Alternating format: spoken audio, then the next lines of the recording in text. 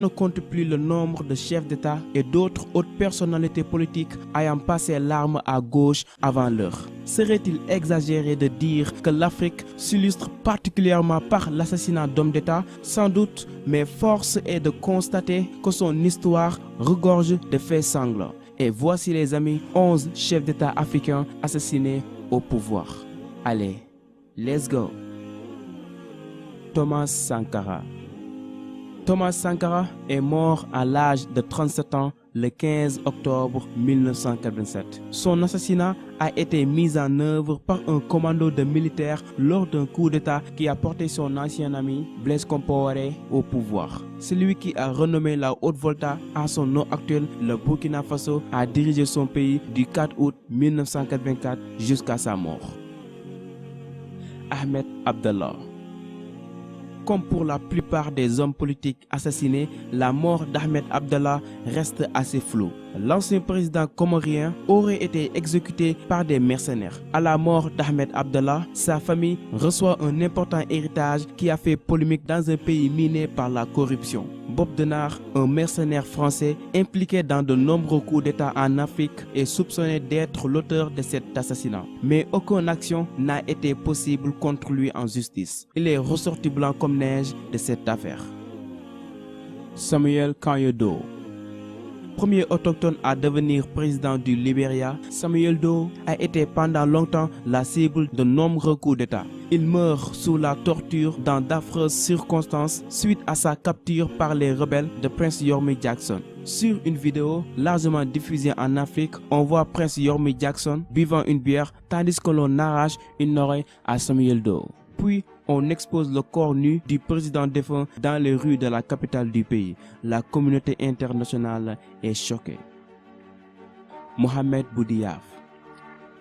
Impossible d'évoquer le nom de cet homme politique algérien sans se rappeler de son assassinat qui s'est déroulé de manière particulièrement froide. L'homme qui a dirigé l'Algérie à partir du 16 janvier 1992 a été tué 5 mois plus tard lors d'une conférence qu'il tenait dans la ville d'Annaba au nord-est du pays. Au cours de cette conférence, un sous-lieutenant du groupe d'intervention spéciale jette une grenade pour faire diversion puis tire à bout portant le président. Même si la piste du complot mettant en cause des généraux de l'armée est avancée, le doute plane toujours sur les réelles motivations de l'assassinat.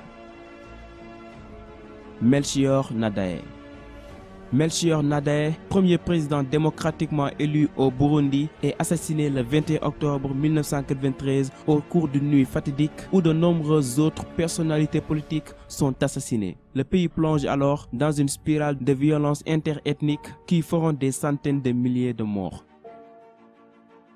Cyprien Taryamira. Victime de l'attentat perpétré contre l'avion du président rwandais Juvenal Habyarimana dans lequel il se trouvait, Cyprien a été président du Burundi pendant seulement 2 mois. Il était le deuxième Hutu à prendre la tête de son pays depuis l'indépendance du pays en 1962.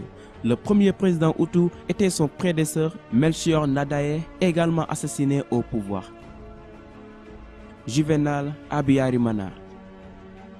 Le troisième président du Rwanda, Juvenal, meurt le 6 avril 1994, date que beaucoup de gens considèrent comme le point de départ du génocide rwandais. Son avion est abattu en plein vol par un tir de missile sol-air. Présent dans cet avion, de hauts cadres de la République ainsi que le président burundais Cyprien Taryamira meurent avec lui. Ce jour restera gravé dans la mémoire du peuple rwandais. Ibrahim Baré Mainesara. C'est par un coup d'État, le 9 avril 1999, qu'Ibrahim Baré est évincé de la présidence du Niger et assassiné. C'est l'œuvre des membres de sa garde présidentielle sous la houlette du chef de bataillon Daouda Malam Wanké. Militaire de formation, Ibrahim Baré Mainesara a été président du Niger de 1996 à 1999. Suite à son décès, de nombreux membres de sa famille ont été contraints à l'exil. Laurent Désiré Kabila. C'est dans la journée du 16 janvier 2001 que Laurent Désiré Kabila, président de la République démocratique du Congo, est abattu dans son bureau dans des circonstances non élucidées à ce jour.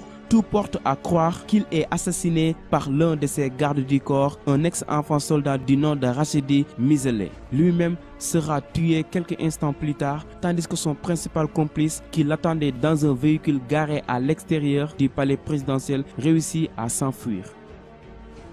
João Bernardo Vieira, l'ex-chef d'État de la Guinée-Bissau, est tué par un commando d'hommes armés dans sa résidence le 2 mars 2009, peu après un attentat à la bombe. L'assassinat du président est alors revendiqué par des hauts gradés militaires du pays. Mais d'après les suites de l'affaire, les trafiquants de drogue colombiens auraient joué un rôle dans cet événement tragique.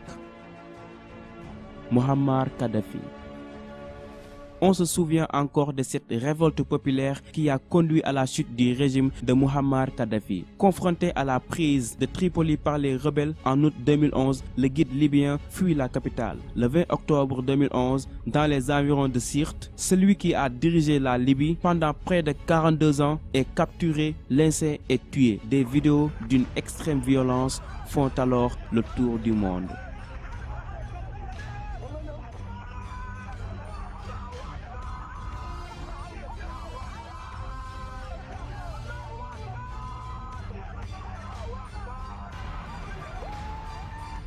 Allez les amis, c'est tout pour aujourd'hui. J'espère que cette vidéo vous a intéressé.